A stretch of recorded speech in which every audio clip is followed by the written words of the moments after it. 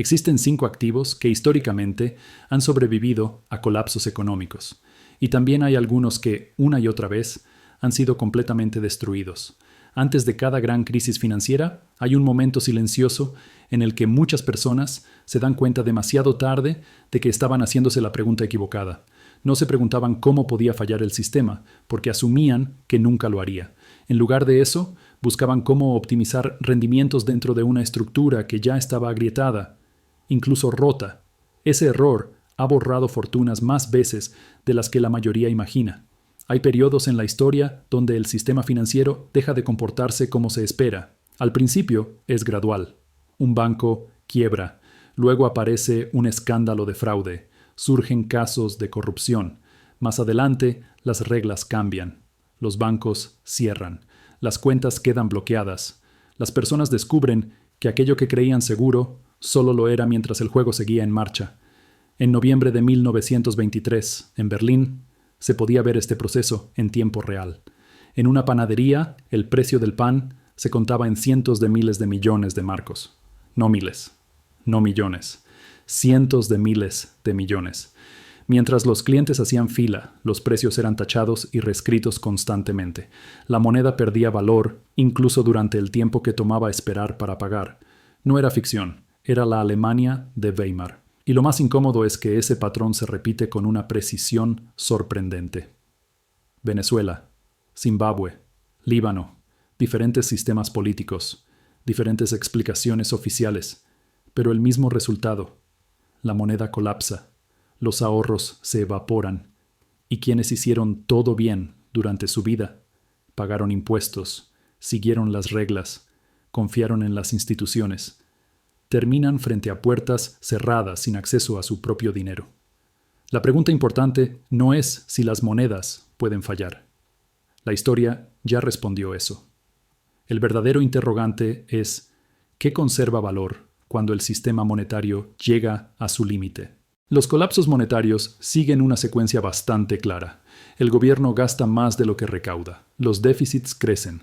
Se crea dinero para cubrir el hueco. El poder adquisitivo se erosiona mediante inflación. Finalmente, la confianza se rompe. Y cuando la confianza desaparece, la moneda deja de percibirse como valor y empieza a verse como papel. Pero el proceso no es solo financiero. Hacia el final del ciclo suelen aparecer otros síntomas, escándalos de corrupción que salen a la luz, pérdida de confianza en los medios, polarización extrema, concentración de poder político. La desconfianza se expande más allá del dinero. Cuando la confianza se rompe, rara vez regresa con facilidad. En Alemania, el tipo de cambio pasó de cientos de marcos por dólar a billones en menos de 2 años. Líbano perdió la mayor parte de su poder adquisitivo en apenas 4. Venezuela prácticamente eliminó el valor de su moneda. Cuando el colapso alcanza cierto punto, el valor no desaparece. Simplemente migra hacia otro lugar. Y sin excepción histórica, el primer destino de ese valor han sido los metales preciosos. El oro y la plata no pueden crearse de la nada. Requieren extracción, trabajo y recursos reales. En Alemania, mientras el dinero en papel era aniquilado, el oro mantuvo su poder adquisitivo, no porque hiciera algo extraordinario, sino porque era tangible, real. Lo mismo ocurrió en Zimbabue, en Venezuela y más recientemente en Turquía, donde los hogares comenzaron a mover rápidamente sus ahorros hacia oro cuando la inflación se aceleró. La plata tiene un comportamiento más volátil que el oro y además posee uso industrial, pero históricamente cumple un papel similar. En periodos de estrés suele rezagarse primero y luego superar al oro en determinadas fases del ciclo. En 2025, por ejemplo, pasó de alrededor de $30 la onza a niveles cercanos a 120 en un año. Un movimiento de ese tipo no es habitual, pero sí encaja en patrones históricos de ruptura monetaria. Los metales preciosos no son una apuesta especulativa en estos contextos. Funcionan como seguro frente al deterioro sistémico. El segundo destino hacia el que suele migrar el valor son las monedas extranjeras. Cuando la moneda local comienza a perder credibilidad, las personas buscan otra que consideren más estable. En Líbano, quienes mantuvieron dólares fuera del sistema bancario local preservaron mejor su poder adquisitivo. En Zimbabue y Venezuela se produjo una dolarización informal. En Argentina, gran parte del mercado inmobiliario sigue evaluándose en dólares. En Camboya, los cajeros automáticos dispensan dólares junto con la moneda local. No porque el dólar sea perfecto, sino porque era percibido como menos frágil que la moneda doméstica. Sin embargo, sigue siendo dinero fiduciario, y todas las monedas fiduciarias dependen, en última instancia, de la confianza. El comportamiento aquí no es político, es humano. Cuando las personas perciben que el sistema ya no las protege, buscan alternativas sin pedir permiso. El tercer grupo de activos que suele sorprender es el de las acciones productivas. No todas, y no de cualquier tipo, pero sí aquellas con ingresos internacionales y activos reales. Durante colapsos monetarios, los mercados bursátiles pueden subir en términos nominales, no porque la economía esté sana, sino porque la unidad de medida se devalúa. En Venezuela, la bolsa subió miles % mientras la economía se desintegraba. No fue prosperidad real, fue pérdida de valor de la moneda. La clave está en la fuente de ingresos. Empresas que generan ingresos en monedas fuertes o en mercados internacionales suelen resistir mejor que aquellas dependientes exclusivamente del mercado local. No se trata de que las acciones sean seguras. Se trata de que la propiedad de activos productivos reales tiende a adaptarse mejor que una simple promesa denominada en una moneda débil. El cuarto tipo de activo que históricamente ha funcionado durante crisis profundas no es estrictamente financiero. Son bienes consumibles y objetos de intercambio. Cuando una moneda pierde credibilidad, el intercambio no desaparece, simplemente cambia de forma. En contextos extremos, productos básicos como alimentos, combustible, medicamentos, baterías o artículos de uso diario adquieren un valor inmediato, superior al del dinero en papel.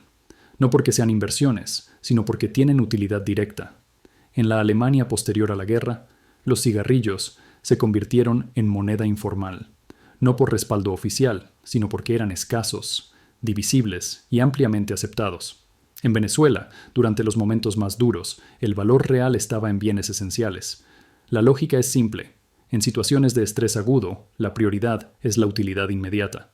Estos bienes no sustituyen una estrategia patrimonial sólida, pero pueden actuar como puente en periodos de disrupción severa.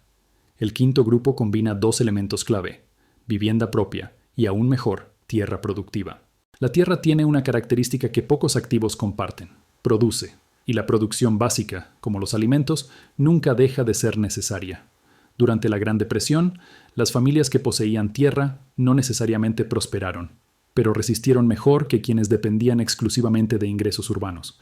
Eso no significa que la propiedad esté libre de riesgos. Es ilíquida, visible y puede estar sujeta a impuestos o regulaciones. Pero la diferencia fundamental es que su valor no depende solo del precio de mercado, sino de su capacidad productiva.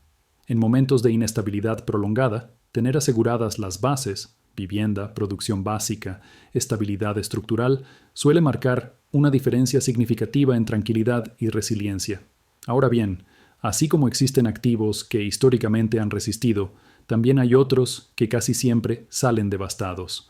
El primero son los instrumentos de renta fija, denominados en la moneda que colapsa. Bonos y activos similares dependen directamente de la fortaleza del emisor y de la estabilidad monetaria. Cuando la moneda se derrumba, esos pagos pierden valor real rápidamente.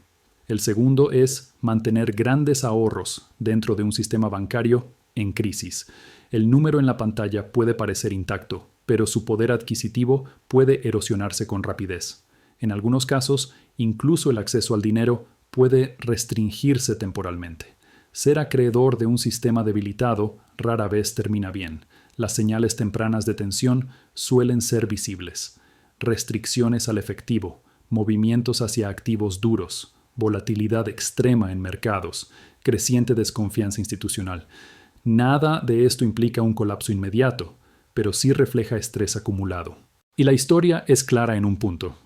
Todas las monedas de reserva han tenido un ciclo. Ninguna ha sido eterna. Entonces, ¿qué hacer frente a un escenario así? El primer paso no es comprar nada, es entender, educarse.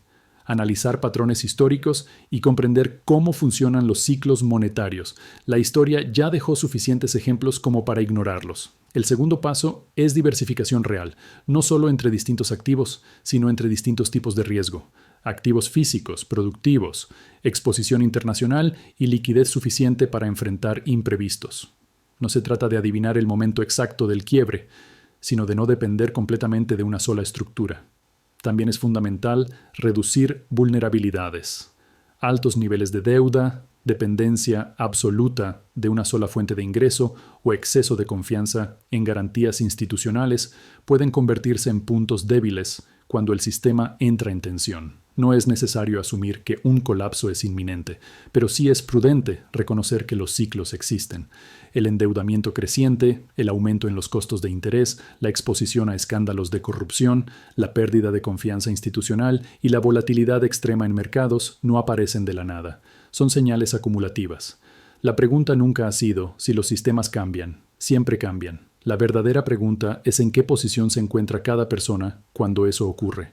Históricamente, quienes atravesaron mejor las crisis no fueron quienes reaccionaron con pánico, sino quienes se prepararon con anticipación, quienes comprendieron que el dinero fiduciario depende de la confianza y que cuando esa confianza se erosiona, el valor busca refugio en activos reales, productivos o tangibles.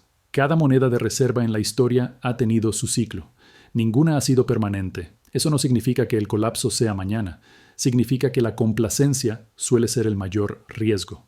La preparación no es alarmismo, es responsabilidad. Porque cuando las reglas cambian, lo único que marca la diferencia no es la velocidad del colapso, sino la posición desde la que se enfrenta. Y en tiempos de incertidumbre, la base sólida siempre supera a la especulación sin fundamentos. La historia no se repite exactamente, pero rima. Y quienes la estudian con atención rara vez quedan completamente sorprendidos por el resultado.